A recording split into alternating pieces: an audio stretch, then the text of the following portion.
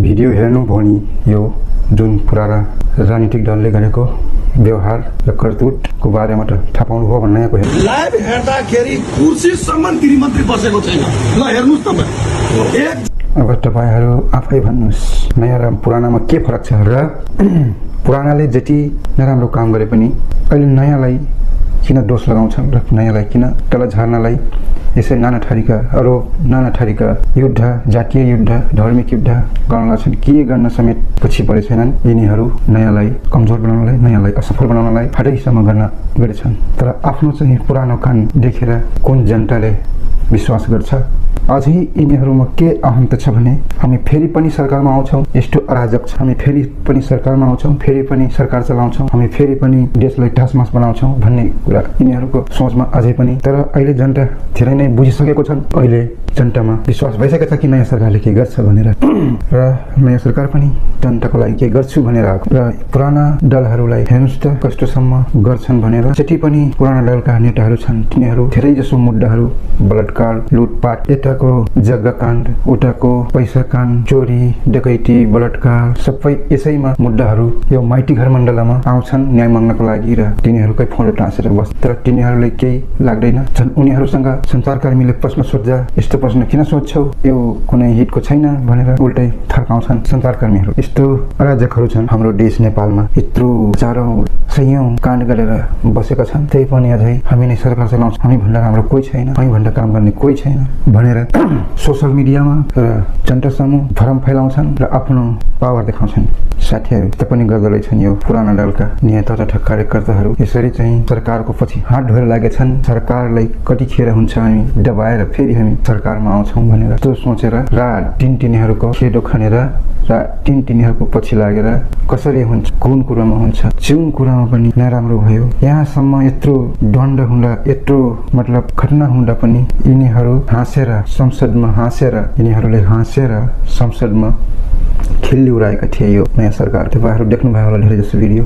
यस्ता जनतालाई तपाईहरूले अझै पनि विश्वास गर्नुहुन्छ? आफ्नो प्रतिक्रिया कमेन्ट बक्समा लेख्नुहोला। यस्तालाई के गर्नुपर्छ त्यो पनि कमेन्ट बक्समा लेख्नुहोला। अब यिनीहरूको सरकार आउला र भन्ने पनि कमेन्ट बक्समा लेख्नुहोला। कि अझै पनि जनताहरूले विश्वास गर्छन् यिनीहरूलाई? हुन त छन् धेरै जसो जनताहरू तिनीहरू पहिलेदेखि तिनीहरूकै पालामा पैसा खाएर मतलब घुस खाएर पैसा खाएर बाँचिरहेका, जनतालाई लुटिरहेका छन् धेरै जसो जनताहरू, कार्यकर्ताहरू। तिनीहरूले पनि विरोध गर्छन् सरकारको। माइती घर मण्डलमा आएर बाटोमा जहाँ मिडिया देख्छन् त्यहीँ गएर बोल्छन् अथवा मिडियाले नै तिनीहरूलाई बोलाउँछ। अब हुन त मिडियाहरूलाई पनि के भनौँ, उहाँ त जसले जो बोले उहाँको भिडियो खिचेर हाल्ने हो। र यस्तो हदसम्म नगर्ने हो कि सरकारीको पछि हात धरेर लाग्ने खालको। अब कतिपय राम्रो काम पनि देखाउँदैनन् सरकारको, नराम्रो मात्रै देखाउन खोज्छन् धेरै जस्तो मिडियाहरू जुन पहिलेदेखि पलेका छन्।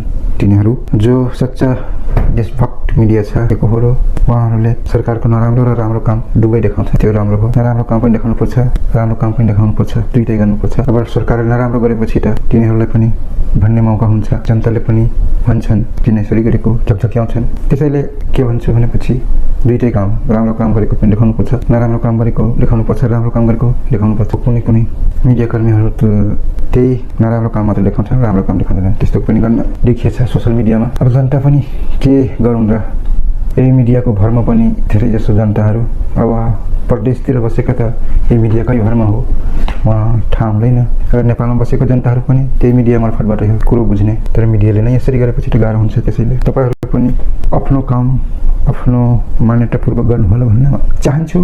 र यो पुराना राजनीतिक दलहरूलाई पनि के भन्न चाहन्छु भने धेरै तपाईँहरूको विकृति विसकृति धेरै छ, आफूले गरेको करतुत धेरै छ, सोसल मिडियाभरि आउँछ। त्यसलाई लाज बचाएर बस्नु होला चुप्प लागेर। यस्तो होइन कि राजीनामा माग्ने, नैतिकता कठोरमा राजीनामा माग्ने। नैतिकता आफ्नो पहिला नैतिकता हेर्नुहोस्, कसरी हामी चाहिँ गऱ्यौँ, के गऱ्यौँ, कसरी बसेछौँ, हामी कसरी लुट्यौँ देशलाई, जनतालाई कसरी छकायौँ, जनतालाई कसरी गुमराह बनायौँ, जनतालाई कसरी फकाइ फुलाइ गरेर उनीहरूको भावनामाथि खेलवाड गरेन। यो कुरा पहिला सोच्नुहोस् अनि बल्ल जनतालाई चाहिँ अहिलेको सरकारलाई चाहिँ केही भन्नुहोस्। किनकि अहिलेको सरकार जनताले चुनेको सरकार हो, 2 तिहाईको सरकार हो। आज अब केही नराम्रो काम पनि हुन सक्छ मान्छेबाट, त्यो नराम्रो कामलाई जनताले फेरि पनि झुक्झुक्याउँछन् सरकारलाई, यसो गर्न हुँदैन।